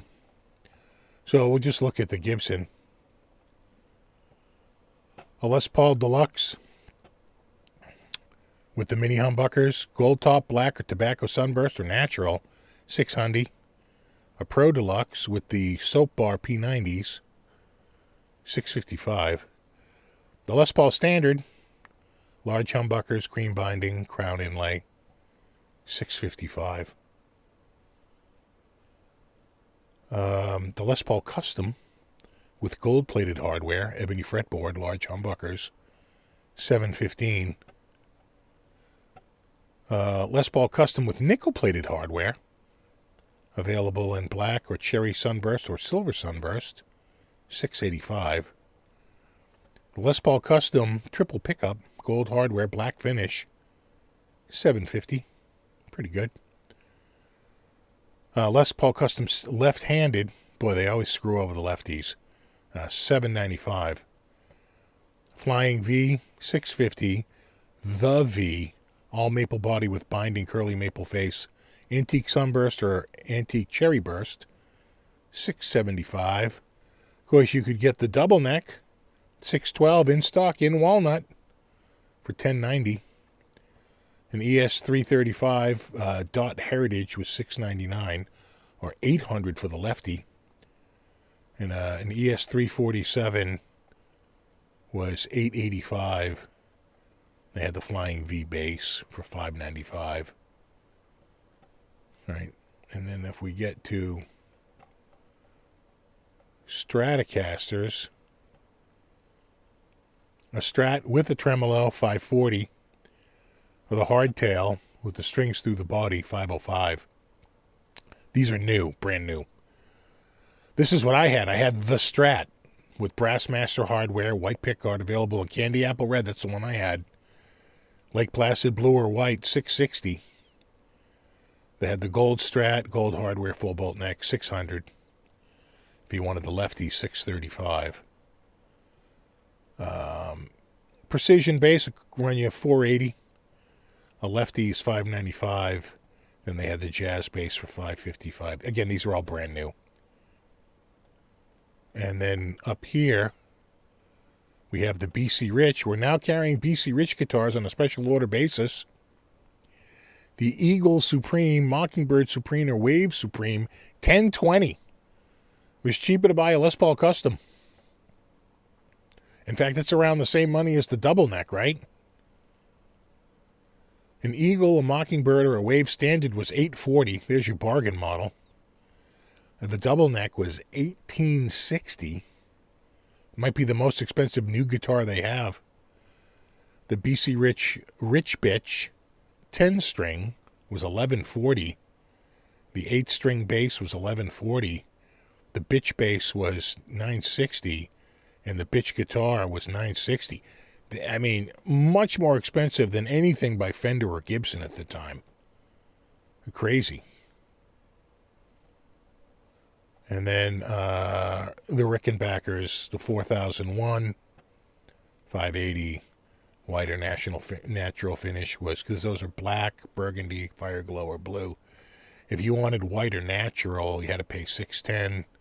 Lefties were $655. Fretless was $655. The 4001S, similar to the model used by Paul McCartney, $545. And they had a bunch of 360 guitar. The John Lennon model, $520, and so forth. So, yeah, these are all brand new. So, you know, if you took that Les Paul Custom and you ran it through an inflation calculator, I think it's only around $2,800 today. So they've definitely outpaced inflation in terms of cost. You know, without a doubt. I'd have to see where Fender is, but you know, a straight up Strat 540.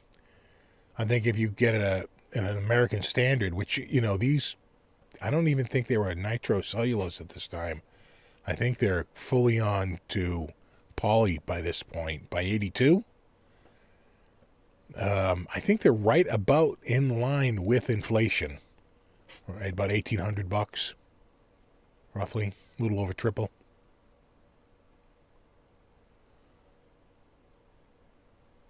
So, depended on the model. I used to get that every month. I wish I had many more. I wish I had old WAN advertisers. I would love to look through and see what they were, you know, getting for the WAN ad. Buddy's back there sneezing.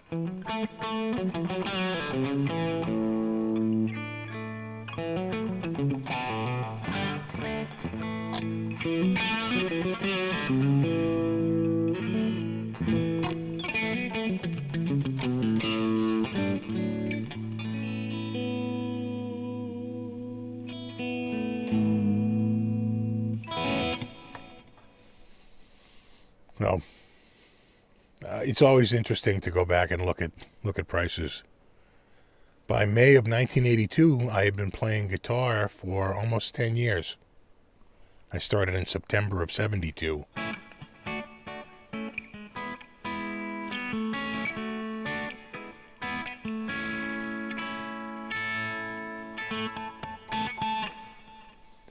Your 77 Gibson Les Paul Custom was $585 in 77. Yeah.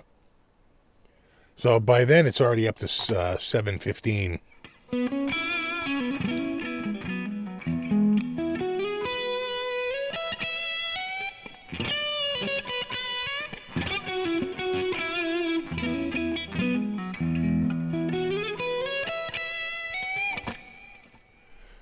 Your best friend's dad delivered the WAN ad. Yeah, they had. Yeah, they were everywhere. We used to run down. My dad, Steven, gotta get me a WAN ad. I would.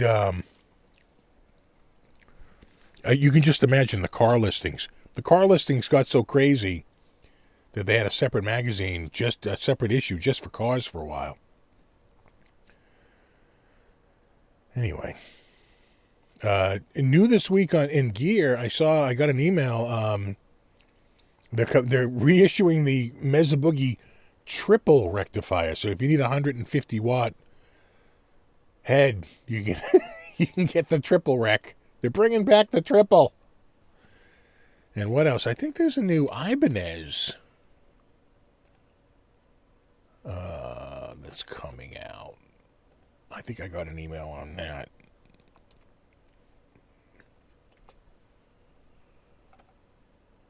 No. Well, I don't see it. I have to go to like Customs shop or some shit. I don't see it there. I wonder if they're Japan only. Then why would they send me the email?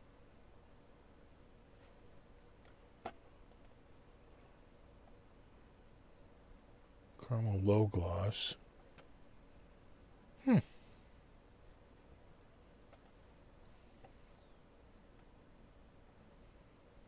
Yeah, it kind of looks like this, but it's not this. It kind of looks like that. J Custom.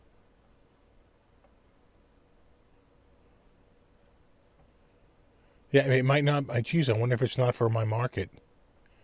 Maybe it's Japan and yeah, it's J Custom. I wonder if it's Japan and Europe only. Yeah, we're quickly down, and then we're down to Genesis and Premium. I thought they were coming out with pretty much this guitar, but with an ash top instead of a flame maple. Yeah, I don't see it. That looks like poplar burl. That's a nice looking guitar though. Looks like a little expensive, a little bit.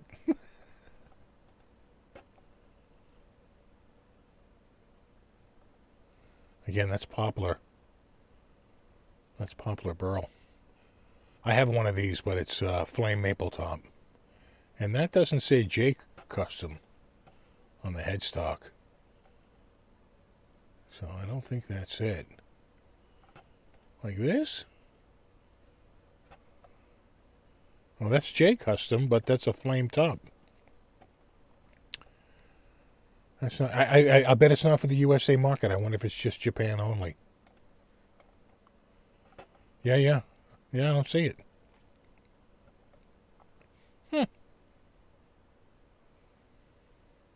It's Prestige. Yeah, J Custom.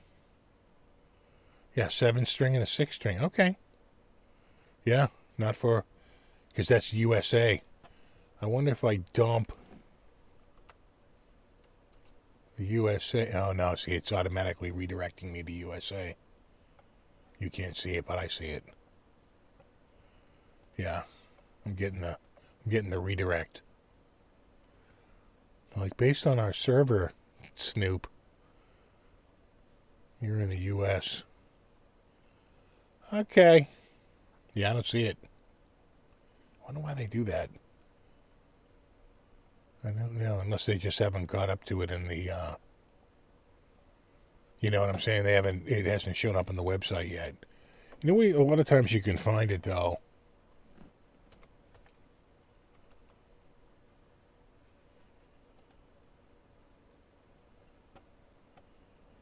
Is Instagram. Can I do a search?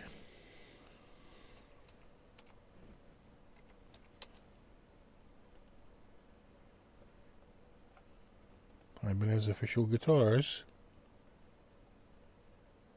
Yeah, I'm not seeing it there either. I don't have the email on this. I'd have to go through all kinds of friggin' verification that I'm not prepared to do right now. Yeah, I'll figure it out. But I could have sworn I saw one that was an ash top.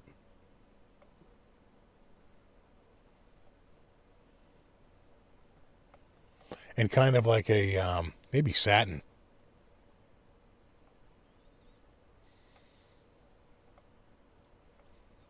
Yeah, I don't see it.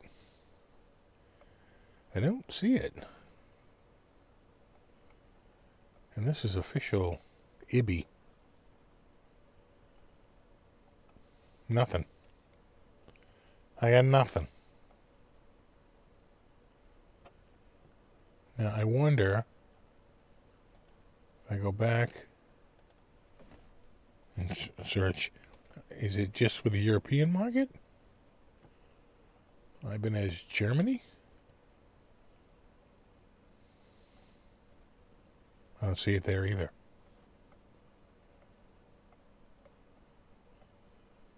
Well, there's one left, and that would be Ibanez Japan. Let me do a search. Of course, they have to make me freaking type it in again.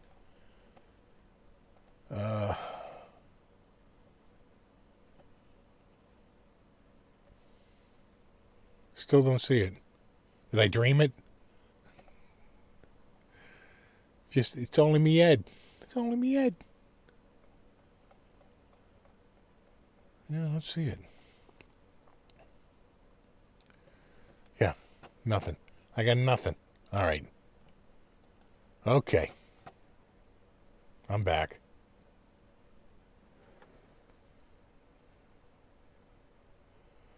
Ibanez J Custom RG8620.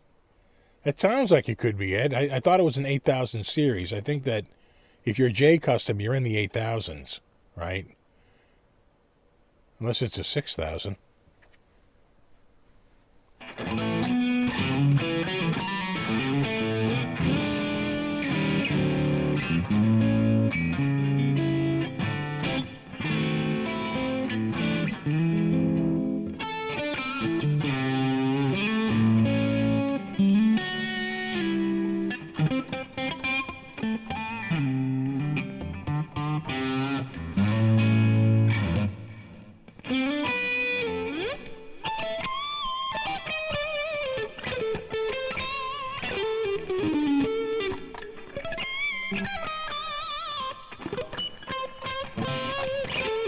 Guitar Geek was talking about him in this week's Week in Gearing, so I didn't dream it. It is a real thing. I thought I saw something about it. Okay. Thank you for some sort of independent third-party verification. Jesus. Oh, man.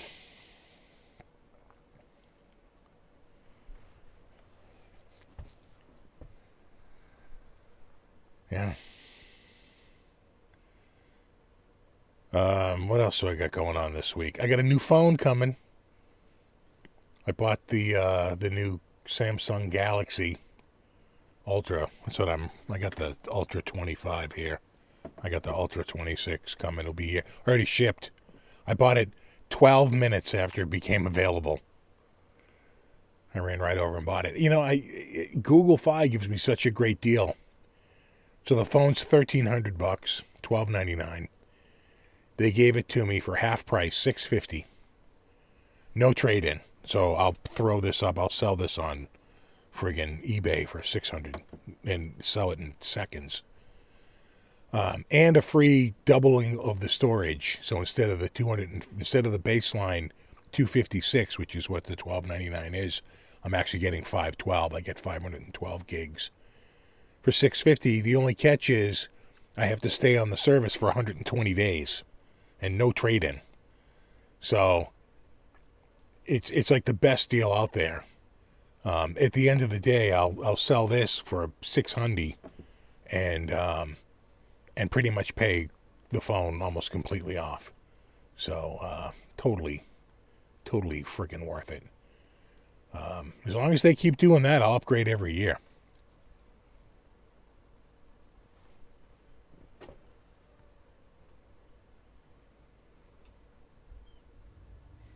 You know? No, I'm not a flip phone guy or a foldable. That's twice the stores now, isn't it?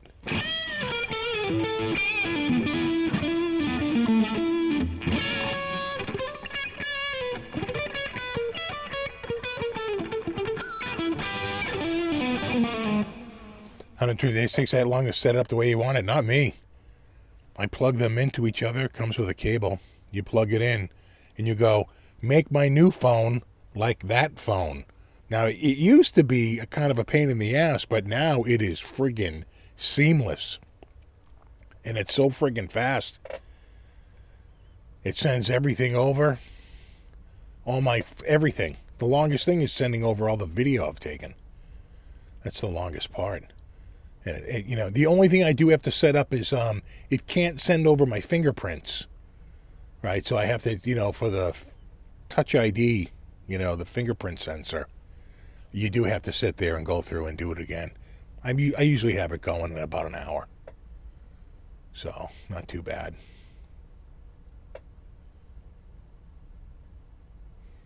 So we'll see. The big rage for this year is the privacy screen. I don't leave the house. I don't need a privacy screen. I don't even care about that. It's their big selling point, and it means nothing to me. But they did significantly increase the aperture on 2 of the cameras, and that's huge for me because I'm shooting mostly indoors, and sometimes you want a nice creamy bokeh in the background, and a wide aperture will do that. So, and for night shots, just everything, that wider aperture is much better, you know, just all around. Anyone would tell you a faster lens is a faster lens. You want fast glass if you want, you know, the most amount of options. You know, slow glass, and you run out of options, and you have to start using fill lights and all things like that, or they have to crank up the gain. So what they can do is they can use lower ISOs. So they did improve the cameras, and that's what I get it for. Every year the camera gets better and better, and now the new one has horizon lock, like kind of like what the GoPro has, and the, you know, all the little handheld cams have. They all have horizon lock. That's really awesome, because that'll help when I go to the NAMM show, right? From tilting side to side, it can do 4K, I think 120 frames a second with horizon lock. So I'll set it to, I usually set it to 60. I don't need giant files like that, and 60 is plenty smooth enough. And YouTube doesn't do 120 frames a second, right? That's only if you really want to slow it down. So I'll set it to 60 frames a second, and I'll be good to go.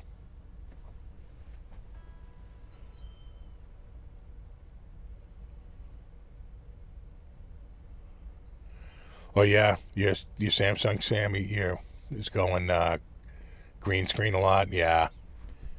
The only time I usually get a new phone every year, ever since I've been on Google Fi. You know, I literally get it for half price and no trade-in, so I can sell my old phone and pretty much pay for the new phone almost 100%. And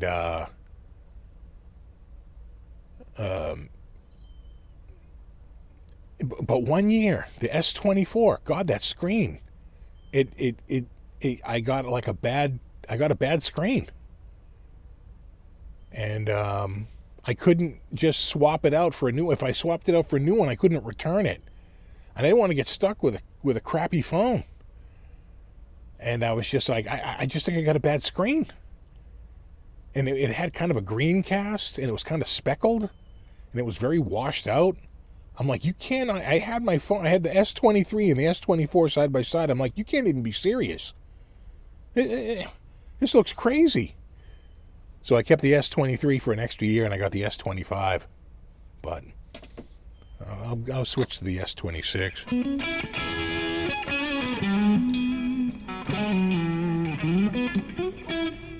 I'm on Google.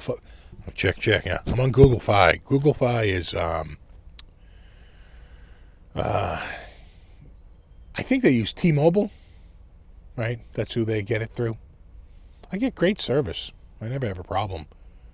And I have such strong Wi-Fi here that I'm calling and texting over Wi-Fi pretty much 99% of the time. You know, I was on AT&T for years, but I was paying, I mean, at the peak, I think I was paying $150 a month for one person. My average bill is $26 a month.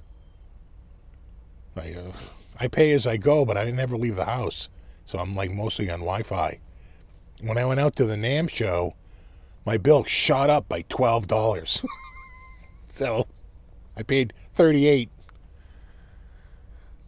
I can live with that, right? Because I didn't have a lot of access to Wi-Fi.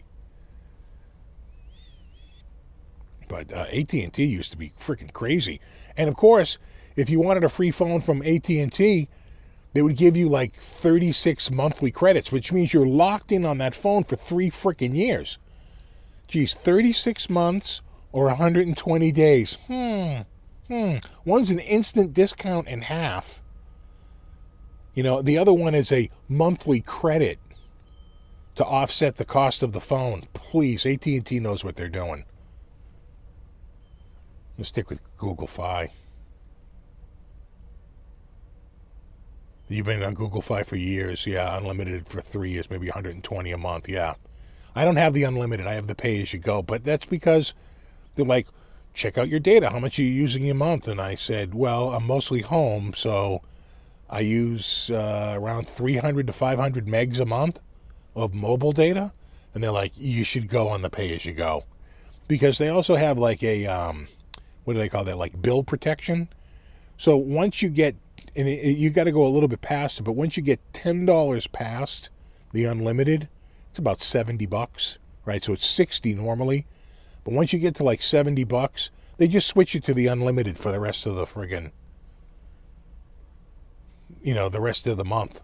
And then you fall back to your normal one, right? So that you don't get a $300 friggin' monthly bill. So you do pay a $10 penalty, right? Because you have to go $10 past what the unlimited would be. But I don't even care. I've never even come close to it. I'd have to hit, I think, 15 gigs. You know, something on those lines. It's like stupid.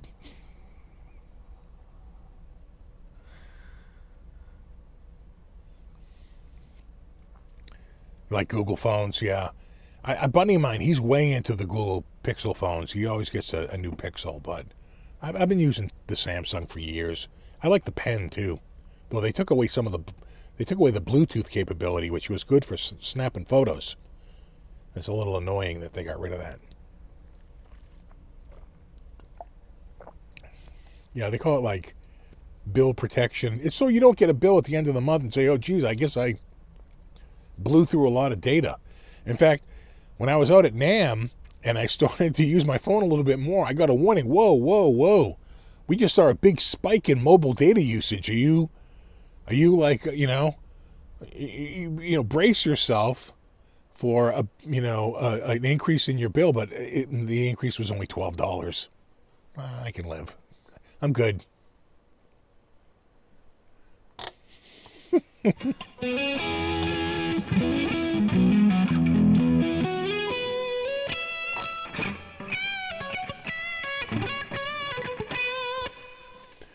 I wanted to put my daughter, he's saying he can't do it because his son uses too much. I wanted to put my daughter on mine.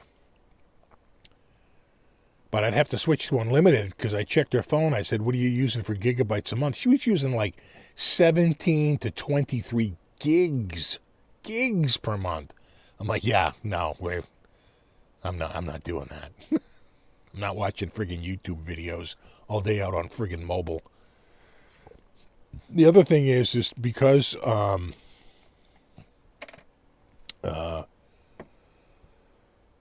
paying as I go, there's no network management, right? So you'll notice that like on a lot of unlimited plans, they're like up to 480p video, right? They do network management to like slow down how much data you can rip out. I have nothing like that on this phone, which means we can get you in trouble. Like the first day I got it, I said, well, let me do a speed test. And I was hitting like 650, 700 megs per second, right? That's really good. But my first bill was like $45. I blew through like 15 gigs of freaking data. Like instantly. Like I pay $15, right? It's $10 a gig. And, no. It was up there. Not 15 gigs. Like 6 gigs. And I didn't invoke my bill protection, but it was up there. I was like, oh, whoa, gotta be careful. In fact, for the longest time, I just had mobile data turned off. And just to make sure I was always on my local Wi-Fi. And it always worked.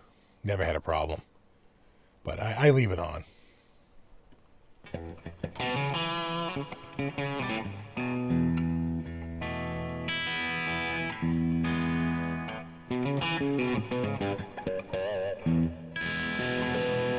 Yeah, no, the kids, they blow right through it. In my day, we used a megabyte and we liked it. No, I love freaking Google Fi. It's been nothing but great for me. I have nothing but good things to say about it. You know, and I thought about going unlimited. I'm like, for what? You use your phone on your Wi-Fi. Like, the one thing I did do was I did notice that if I was all the way in the back of the garage, if I was way in the backyard, I'd get far enough away from the Wi-Fi that it wouldn't connect, and it would switch over to mobile to give me the best experience. And I put an antenna, a weatherproof access point out in the backyard.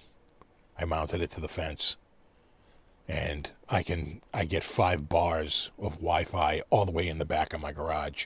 I don't have to worry about that at all. It's much. In fact, I did notice that once I did that, my phone wouldn't break away from my Wi-Fi for like a couple of blocks. So, I'm locked in. I'm good. Exactly. Turned down for what?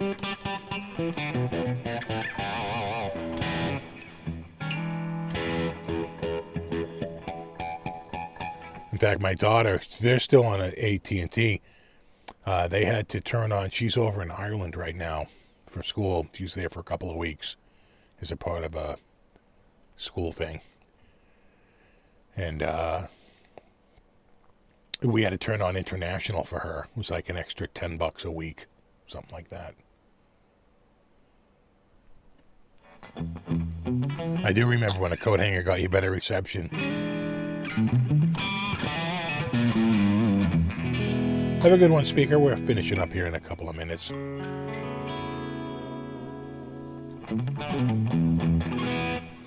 welcome to all the new members. Welcome aboard.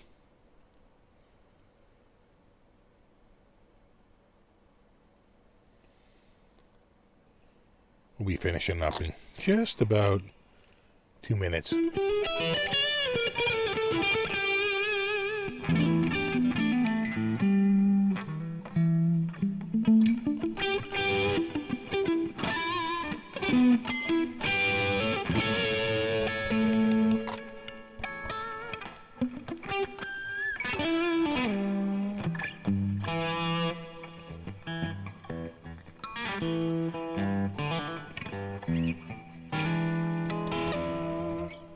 And check out Monday's Guitar of the Week.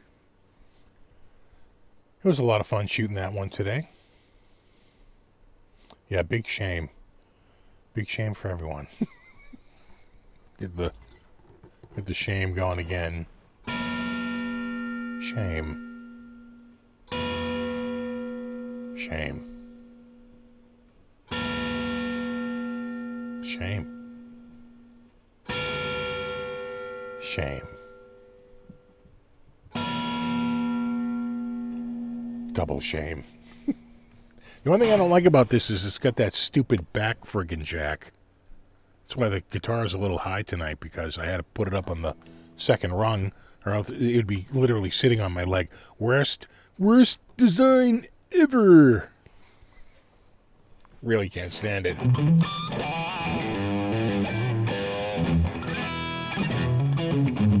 Shame on that jack placement.